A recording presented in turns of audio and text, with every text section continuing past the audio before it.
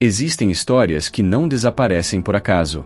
Elas são cuidadosamente empurradas para debaixo de camadas de silêncio, distorcidas até perderem a forma original, fragmentadas até se tornarem irreconhecíveis. Nomes são apagados, símbolos são redefinidos e vozes que um dia ecoaram com força acabam reduzidas a sussurros quase inaudíveis. Entre todas essas figuras soterradas pelo peso do tempo, uma permanece como um enigma inquietante, resistindo à tentativa de esquecimento. Maria Madalena. Ao longo dos séculos, seu nome foi repetido inúmeras vezes, mas quase sempre acompanhado de uma imagem específica, carregada de culpa, arrependimento e submissão. A mulher marcada pelo erro. A pecadora redimida. Uma figura secundária, tolerada apenas porque servia como exemplo moral. Poucos percebem o quanto essa imagem foi construída com precisão, não como reflexo da realidade, mas como instrumento de controle.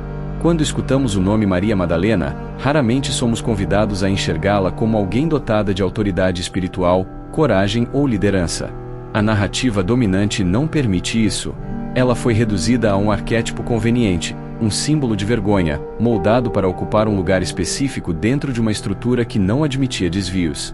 Mas e se essa imagem não fosse fruto de um simples erro histórico? E se fosse o resultado de uma estratégia deliberada? Uma tentativa de ocultar algo que jamais poderia vir à tona sem ameaçar os alicerces de um sistema inteiro? Durante os primeiros séculos da era cristã, diversas tradições coexistiam. Havia múltiplas interpretações sobre os ensinamentos de Jesus, diferentes comunidades, diferentes leituras espirituais. Nem todas viam o divino da mesma forma. Nem todas aceitavam hierarquias rígidas. Nem todas excluíam o feminino da experiência espiritual. Foi nesse contexto que a figura de Maria Madalena começou a ser lentamente redesenhada. No final do século VI, uma homilia específica, proferida por uma das maiores autoridades religiosas da época, estabeleceu uma associação que mudaria tudo. Maria Madalena foi ligada à mulher pecadora citada no Evangelho de Lucas. Não havia provas concretas. Não havia consenso entre os textos. Apenas uma interpretação conveniente, que a partir daquele momento se tornaria oficial. Essa decisão pode ter parecido simples, quase burocrática, mas seu impacto foi devastador. A partir dali, Madalena deixou de ser vista como discípula próxima, testemunha direta e presença constante nos momentos mais cruciais da vida de Jesus. Sua coragem diante da crucificação, sua fidelidade no sepultamento e seu papel como primeira testemunha da ressurreição foram empurrados para segundo plano. Em seu lugar, surgiu uma nova personagem. Uma mulher manchada pelo pecado, resgatada apenas pela misericórdia masculina. Uma narrativa perfeita para reforçar a ideia de submissão, arrependimento e silêncio. O que antes poderia ser interpretado como liderança espiritual passou a ser lido como excesso emocional. O que era sabedoria tornou-se suspeita. O que era presença ativa transformou-se em desvio moral. E aqui surge uma pergunta inevitável: por que tanto esforço para redefinir sua imagem? Por que não permitir que Maria Madalena permanecesse como aquilo que os próprios textos mais antigos sugeriam que ela era? A resposta talvez esteja justamente no que precisava ser escondido. Uma mulher que caminhava ao lado do Mestre. Que compreendia seus ensinamentos em níveis profundos. Que questionava, dialogava e transmitia conhecimento.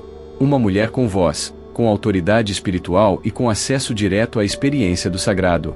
Para uma instituição que se estruturava de forma hierárquica, patriarcal e centralizada, isso representava um risco real. Silenciar Madalena não foi apenas apagar uma pessoa da história. Foi suprimir um princípio inteiro. Foi retirar do imaginário coletivo a possibilidade de que o divino também se expressa através do feminino. E esse silenciamento não aconteceu de uma vez. Ele foi construído lentamente, reforçado ao longo dos séculos, repetido em sermões, obras de arte, textos teológicos e narrativas populares.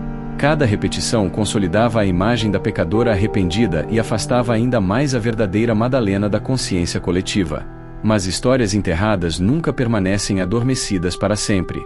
Por mais que tentem apagá-las, elas encontram formas de retornar. Às vezes como fragmentos, às vezes como símbolos, às vezes como uma inquietação silenciosa que surge em quem sente que algo não se encaixa na versão oficial. E talvez seja exatamente isso que esteja acontecendo agora. Antes de avançarmos ainda mais fundo, faço uma breve pausa para te dar as boas-vindas. Você está no Códigos da Nova Terra, um espaço dedicado a investigar aquilo que foi ocultado, distorcido ou esquecido ao longo da história. Se você chegou até aqui por curiosidade, reflexão ou por uma sensação difícil de explicar, saiba, nada disso acontece por acaso. Talvez você esteja sentindo um chamado, não externo, mas interno. Um convite para olhar além das narrativas prontas e questionar aquilo que sempre foi apresentado como verdade absoluta. Porque, se a história oficial sobre Maria Madalena foi cuidadosamente moldada, a pergunta que começa a se formar é inevitável: o que mais foi escondido junto com ela? Na próxima parte, vamos atravessar um limite importante. Textos antigos, mantidos longe dos olhos do público por séculos, começam a revelar uma Madalena completamente diferente daquela que nos ensinaram a conhecer. E é aí que o silêncio começa a rachar. Há momentos na história em que o silêncio fala mais alto do que qualquer palavra escrita. Páginas rasgadas, pergaminhos enterrados, ideias classificadas como perigosas e heréticas. Durante séculos, o que se sabia sobre Maria Madalena foi limitado a fragmentos cuidadosamente selecionados, filtrados por concílios, traduções tendenciosas e interesses institucionais. Mas aquilo que é suprimido nunca desaparece por completo. Apenas aguarda. Foi somente no século XX que esse silêncio começou a ser rompido de forma irreversível. Em meio ao deserto egípcio, perto de um vilarejo chamado Nag Hammadi, camponeses encontraram uma coleção de códices antigos, escondidos dentro de jarros de barro. O que parecia, à primeira vista, apenas uma descoberta arqueológica, logo se revelou um terremoto espiritual. Esses manuscritos continham textos que haviam sido excluídos do cânone cristão oficial. Evangelhos gnósticos. Escritos que apresentavam uma visão completamente diferente dos ensinamentos de Jesus, principalmente, do papel de Maria Madalena. Para muitos estudiosos e buscadores espirituais, Nag Hammadi não foi apenas uma descoberta histórica. Foi a reabertura de um portal. Entre esses textos, um se destaca de maneira especial: o Evangelho de Maria. Mesmo incompleto, fragmentado pelo tempo, esse manuscrito carrega uma força que atravessa séculos de distorção. Nele, Maria Madalena não aparece como uma figura arrependida ou marginal. Ela surge como alguém que compreende profundamente os ensinamentos do Mestre. Alguém que ensina, consola e orienta os demais discípulos em momentos de medo e confusão. Após a partida de Jesus, os discípulos estão tomados pela insegurança. Não sabem como seguir adiante. É Maria quem se levanta. É ela quem fala. É ela quem traz palavras de clareza. Em um dos trechos mais marcantes, ela afirma ter recebido ensinamentos que não foram compartilhados com todos. E isso provoca desconforto. Pedro questiona. André duvida. A ideia de que uma mulher pudesse ter acesso a um conhecimento tão profundo era inaceitável para muitos. A tensão revelada no texto não é apenas espiritual. É simbólica. Ela expõe um conflito que atravessaria séculos: a resistência masculina diante da autoridade espiritual feminina. Aqui, Maria Madalena não ocupa um lugar secundário. Ela é líder. É mestra. É portadora de uma compreensão que vai além das formas externas da religião. Sua autoridade não vem de títulos, mas da experiência direta com o divino. Mas o Evangelho de Maria não é o único texto a revelar essa outra face. No Evangelho de Filipe, encontramos uma descrição ainda mais provocadora. Maria Madalena é chamada de companheira de Jesus. A palavra utilizada no texto original, koinonos, carrega um significado profundo. Não se trata apenas de amizade. Indica parceria íntima, comunhão espiritual, união de caminhos. Há passagens que sugerem gestos de proximidade que despertam ciúmes entre os outros discípulos. Esses detalhes, longe de serem meramente simbólicos, revelam uma relação que ultrapassa os limites impostos pela tradição posterior. Não é difícil entender por que tais trechos foram considerados perigosos demais para permanecer nos textos oficiais. Já na Pistis Sophia, um dos escritos gnósticos mais complexos e densos, Maria Madalena aparece como a discípula que mais pergunta. Sua presença é constante. Suas questões são profundas. Ela interroga sobre a alma, sobre o destino humano, sobre os mistérios dos mundos invisíveis.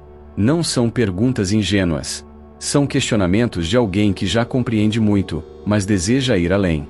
Em vários momentos, Jesus responde diretamente a ela, reconhecendo sua capacidade de entendimento.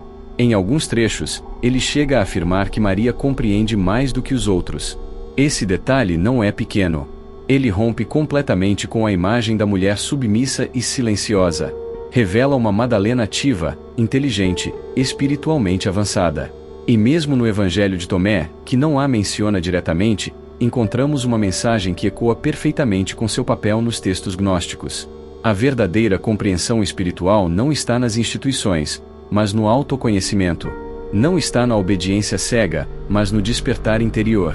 Essa espiritualidade direta, sem intermediários, representava uma ameaça real para a estrutura de poder que se consolidava nos primeiros séculos do cristianismo. Uma fé que não dependia de hierarquias. Um caminho onde o feminino tinha voz. Onde Maria Madalena não era um problema a ser resolvido, mas uma referência. É por isso que esses textos foram suprimidos. Não porque fossem falsos, mas porque eram perigosos demais. Eles revelavam uma espiritualidade livre. Uma visão onde o divino não estava restrito a um gênero. Onde o conhecimento não era monopólio de poucos. Onde a experiência direta com o sagrado era possível. Transformar Maria Madalena em símbolo de pecado foi a forma mais eficaz de neutralizar essa ameaça. Ao associá-la à culpa, tudo o que ela representava podia ser descartado sem debate. Mas os textos permaneceram enterrados, escondidos, esperando. E quando vieram à tona, trouxeram consigo uma pergunta impossível de ignorar: se essa era a verdadeira Maria Madalena, o que mais foi retirado da história? Na próxima parte, essa investigação avança ainda mais fundo. A figura de Madalena começa a se expandir para além da história documentada e entra no território do símbolo, do arquétipo e daquilo que muitos chamam de linhagem da rosa. É aqui que mito, espiritualidade e memória ancestral começam a se entrelaçar. A partir do momento em que os textos gnósticos começam a ser considerados com seriedade, algo muda de forma irreversível. Maria Madalena deixa de ser apenas uma personagem histórica injustamente rotulada e passa a ocupar um território muito mais amplo. Um espaço onde o símbolo se mistura à memória, onde o mito não é fantasia, mas linguagem da consciência. É nesse ponto que surge o conceito da linhagem da rosa. Durante séculos, essa ideia permaneceu à margem, sussurrada em tradições esotéricas, preservada em símbolos e transmitida de forma velada entre aqueles que sabiam olhar além da superfície. Não se trata apenas de uma linhagem biológica, mas de algo mais sutil, mais profundo. Uma herança espiritual. No final do século XX, essa narrativa ganhou novos contornos através de pesquisadoras e autoras que ousaram tocar em um tema considerado proibido. Entre elas, destacou-se a proposta de que Maria Madalena não foi apenas seguidora de Jesus, mas sua companheira mais íntima. Não no sentido banalizado das relações humanas modernas, mas como parte de uma união sagrada. Uma união que representava a integração do masculino e do feminino divino. Essa ideia, para muitos, soa provocadora. Para outros, profundamente familiar. Porque ela não fala apenas de um casal histórico, mas de um princípio universal. A fusão entre ação e receptividade. Entre consciência e matéria. Entre céu e terra. Nesse contexto, o símbolo da rosa começa a emergir. Com força. A rosa vermelha, presente em inúmeras tradições iniciáticas, não representa apenas o amor romântico. Ela fala de sangue, de ventre, de geração da vida. Suas pétalas, organizadas em espiral, refletem os movimentos da consciência em direção ao centro. Seus espinhos lembram que todo caminho de despertar exige atravessar dor, resistência e provação. A rosa não floresce sem enfrentar a dureza do solo. Associado a esse símbolo está um dos maiores mistérios da tradição ocidental, o Santo Graal. Durante muito tempo, o Graal foi interpretado como um objeto físico, um cálice sagrado, usado por Jesus na última ceia. Mas dentro dessa tradição simbólica, o Graal assume outro significado. Ele deixa de ser um objeto e passa a ser um princípio. O Graal é o ventre. É o receptáculo da vida. É o espaço onde algo novo é gestado. A palavra sangrial, muitas vezes lida como Santo Graal, pode ser reinterpretada como sangue real. Não no sentido de uma realeza política, mas como uma linhagem de consciência. Um código espiritual transmitido através do tempo, não apenas por genes, mas por memória vibracional. Essa interpretação sugere que Maria Madalena teria sido portadora desse princípio. Não apenas como mulher histórica, mas como arquétipo. Como símbolo do feminino capaz de sustentar, proteger e transmitir uma nova frequência de consciência. Não é difícil entender por que essa ideia foi combatida com tanta força. A possibilidade de uma linhagem associada a Jesus fora dos limites institucionais ameaçava a base de uma igreja construída sobre hierarquia, celibato e exclusão do feminino. Mais do que isso, ela devolvia à mulher um papel central no processo espiritual. Por isso, essa narrativa foi ridicularizada, tratada como heresia ou reduzida a mera especulação. Mas, curiosamente, quanto mais se tentava apagá-la, mais ela ressurgia em diferentes formas. Em símbolos alquímicos, em histórias de cavalaria, em ordens iniciáticas, em tradições que falavam de uma rosa secreta, guardada por poucos, mas destinada a florescer novamente. Talvez o valor mais profundo dessa narrativa não esteja em provar sua veracidade histórica, mas em compreender o arquétipo que ela carrega. A reconciliação entre espírito e corpo, entre amor e sabedoria, entre o sagrado e o humano. A linhagem da rosa aponta para um caminho de integração.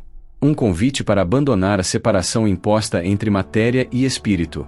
Um chamado para reconhecer que a consciência não floresce negando o corpo, mas honrando-o como templo. Cada pétala da rosa guarda um segredo. Cada espinho protege esse segredo daqueles que não estão prontos para atravessar o caminho. E talvez esse mistério nunca tenha pertencido apenas ao passado. Talvez ele esteja vivo agora, pulsando em quem sente que existe algo além das versões oficiais da história. Em quem percebe que certos símbolos continuam retornando porque ainda tem algo a ensinar. Na próxima parte, essa linhagem começa a ganhar território. Lugares físicos carregados de memória. Regiões onde história, lenda e espiritualidade se entrelaçam de forma quase impossível de separar. É no sul da França que esse fio invisível começa a se tornar visível. Se a linhagem da rosa precisava de um solo para florescer, esse solo foi preparado longe dos grandes centros de poder religioso.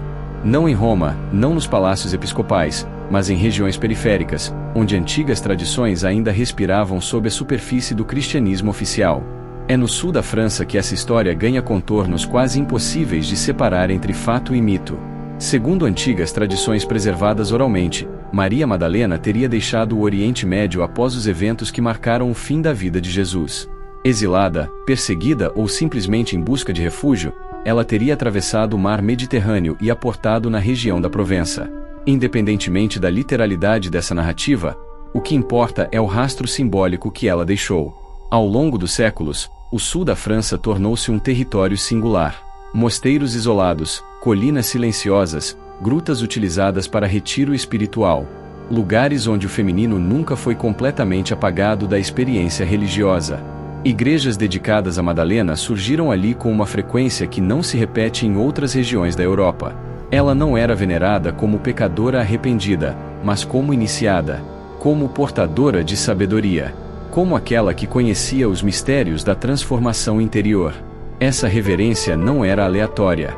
Séculos depois, essa mesma região se tornaria o berço de um dos movimentos espirituais mais perseguidos da Idade Média, os cátaros. Conhecidos como os puros, eles defendiam uma visão espiritual que rompia radicalmente com a estrutura da Igreja de Roma. Para eles, o divino não estava confinado aos sacramentos oficiais, mas acessível diretamente pela consciência. Os cátaros rejeitavam a ostentação, o acúmulo de riquezas e a autoridade centralizada. Defendiam uma espiritualidade simples, interior e profundamente ética.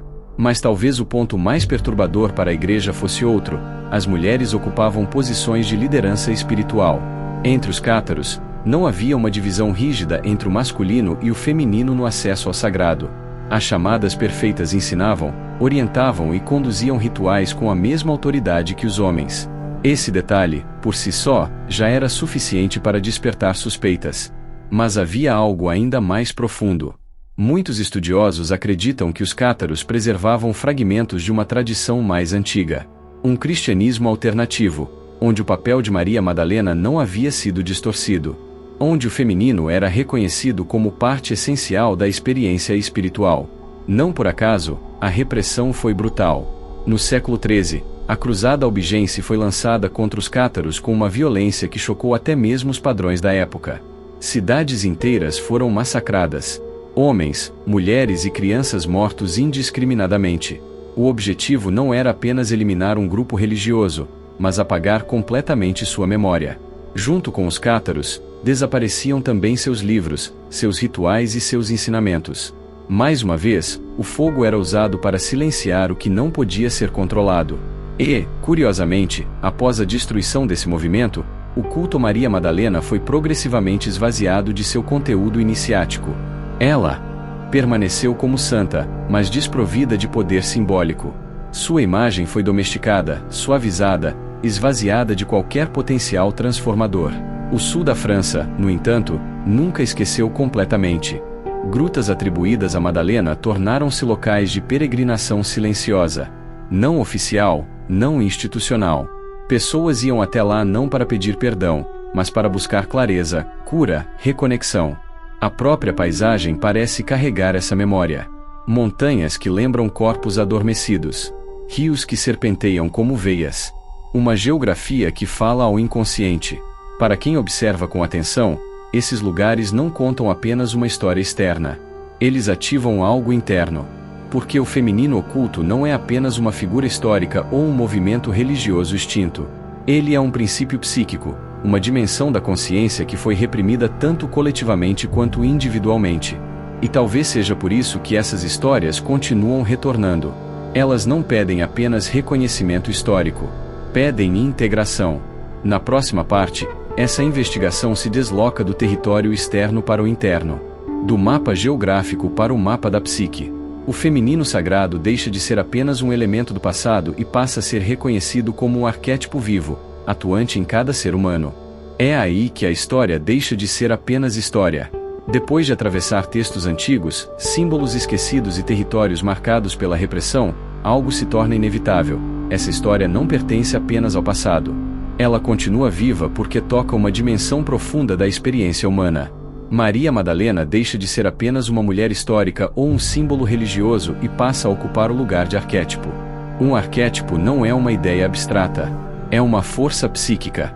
Um padrão universal que se manifesta em diferentes culturas, épocas e indivíduos. Ele não depende de crença. Ele atua. O arquétipo do feminino sagrado representa a capacidade de receber, gestar, transformar e integrar. Não se trata de gênero biológico. Trata-se de uma função da consciência. Todos os seres humanos carregam esse princípio, assim como carregam o masculino simbólico da ação, da direção e da estrutura. O problema surge quando um desses polos é reprimido. Durante séculos, a cultura ocidental exaltou quase exclusivamente o masculino arquetípico: controle, hierarquia, conquista, racionalização. O feminino foi associado ao caos, ao pecado, à fraqueza, à tentação. Essa distorção não afetou apenas as mulheres. Ela afetou a psique coletiva. Quando o feminino é reprimido, a espiritualidade perde profundidade. Torna-se rígida, moralista, desconectada do corpo e da emoção. O sagrado passa a ser algo distante, inacessível, mediado por regras e autoridades externas. É exatamente aqui que o arquétipo de Maria Madalena retorna com força. Ela simboliza a integração entre espírito e corpo. Entre conhecimento e experiência. Entre transcendência e presença. Diferente da figura ascética que nega o mundo, Madalena representa o caminho da encarnação consciente. Ela não foge da dor, mas a atravessa. Não nega a sombra, mas a ilumina. Não busca o sagrado fora, mas o reconhece dentro. Por isso, sua imagem foi tão perigosa. Uma espiritualidade que integra emoção, sensibilidade e intuição não pode ser facilmente controlada. Ela não depende de intermediários. Ela desperta autonomia. Do ponto de vista psicológico, o resgate do feminino sagrado é um processo de individuação. Um retorno às partes esquecidas da psique. Aquilo que foi reprimido retorna, muitas vezes de forma desconfortável, exigindo reconhecimento. Crises existenciais, sensação de vazio, perda de sentido. Tudo isso pode ser interpretado como sinais de um feminino ferido tentando emergir. Um chamado para desacelerar, escutar, sentir. Na psicologia profunda, esse movimento é conhecido. Aquilo que não é vivido conscientemente se manifesta como destino. O que foi silenciado retorna como sintoma. O arquétipo de Maria Madalena surge, então, como guia nesse processo. Não como salvadora externa, mas como espelho interno. Ela aponta para a necessidade de reconectar com o corpo, com a emoção, com a intuição, com a capacidade de amar sem fragmentação. Essa integração não é confortável. Ela exige atravessar memórias, crenças, culpas herdadas. Exige questionar narrativas internalizadas sobre pecado, valor e merecimento. Por isso, muitas tradições iniciáticas falam do feminino como o guardião do limiar. Ele protege o mistério, mas também testa quem deseja atravessá-lo. Não basta compreender intelectualmente. É preciso sentir. E é justamente essa dimensão que foi retirada da espiritualidade institucionalizada. Uma fé que não sente. Um sagrado que não toca o corpo. Uma transcendência que abandona a terra. O retorno do feminino sagrado não é um movimento contra o masculino. É um movimento de reconciliação, de equilíbrio, de restauração da totalidade psíquica. Quando esse equilíbrio começa a se restabelecer, algo muda profundamente na forma como a pessoa se relaciona consigo mesma, com o outro e com o mundo. A espiritualidade deixa de ser fuga e se torna presença. Talvez seja por isso que tantas pessoas, hoje, sentem-se atraídas por essas narrativas. Não por curiosidade histórica, mas porque algo dentro delas reconhece esse chamado. Na próxima e última parte, esse processo chega ao seu ponto de integração. A história, o símbolo e a experiência interior se encontram. O que foi ocultado deixa de ser apenas revelado e passa a ser vivido. É o momento em que o código deixa de ser externo e se torna consciência. Quando todas as camadas começam a se alinhar, algo se torna claro. Esta nunca foi apenas uma investigação histórica. Desde o início, a história de Maria Madalena funcionou como uma chave. Um código. Não algo a ser decifrado apenas com a mente, mas reconhecido pela consciência. Tudo aquilo que foi silenciado, os textos excluídos, os símbolos distorcidos, o feminino reprimido, aponta para um mesmo núcleo, a tentativa de separar o ser humano de sua experiência direta com o sagrado. Transformar a espiritualidade em algo externo, distante, condicionado à obediência e à culpa. Maria Madalena representa exatamente o oposto disso. Ela simboliza a memória viva de uma espiritualidade encarnada. Um caminho onde o divino não está acima da vida, mas dentro dela. Onde o amor não é moralizado, mas vivido como força transformadora. Onde o conhecimento não é imposto, mas revelado a partir da experiência. Por isso, sua história precisou ser fragmentada. Porque uma consciência que integra corpo, emoção e espírito não se submete facilmente. Ela questiona. Ela sente. Ela reconhece quando algo não ressoa como verdade. O retorno dessa memória não acontece através de instituições. Ele acontece individualmente. Silenciosamente. Cada vez que alguém sente que a narrativa oficial não responde às perguntas mais profundas. Cada vez que surge o impulso de buscar sentido além das respostas prontas. Esse é o verdadeiro sangue real. Não um objeto perdido, não uma linhagem exclusiva, mas uma consciência que desperta. Um princípio interno que se ativa quando o feminino e o masculino simbólicos voltam a dialogar dentro da psique. Quando isso acontece, a espiritualidade deixa de ser fragmentada. O corpo deixa de ser visto como obstáculo. A emoção deixa de ser fraqueza. A intuição deixa de ser descartada. O que emerge é uma presença mais íntegra. Talvez seja por isso que Maria Madalena tenha sido chamada, em algumas tradições antigas, de aquela que conhece o todo. Não porque detinha todas as respostas, mas porque não separava o conhecimento da vida. Ela não aponta para fora. Ela aponta para dentro. E esse apontar não exige crença. Exige coragem. Coragem para atravessar o silêncio herdado. Para questionar narrativas antigas. Para reconhecer que muitas culpas não nasceram em você, mas foram transmitidas. Para devolver à espiritualidade sua dimensão humana, sensível e viva. O código da nova terra não é algo novo. Ele é antigo. Mas retorna sempre que a consciência coletiva chega a um ponto de ruptura. Sempre que o excesso de controle gera vazio. Sempre que a razão, sozinha, já não sustenta o sentido da existência. Nesse momento, o feminino sagrado retorna não como ideologia, mas como necessidade psíquica. Ele retorna pedindo integração, presença, verdade sentida. Talvez você tenha chegado até aqui buscando respostas sobre Maria Madalena. Mas o que permanece, ao final, é outra pergunta, mais íntima, mais silenciosa. O que em você também foi silenciado?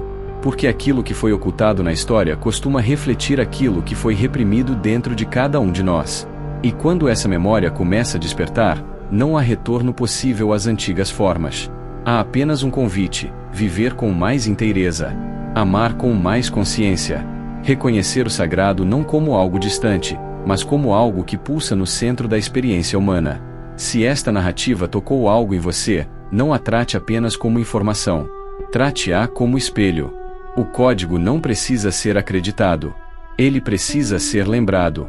E, quando isso acontece, o silêncio que antes escondia começa, finalmente, a revelar.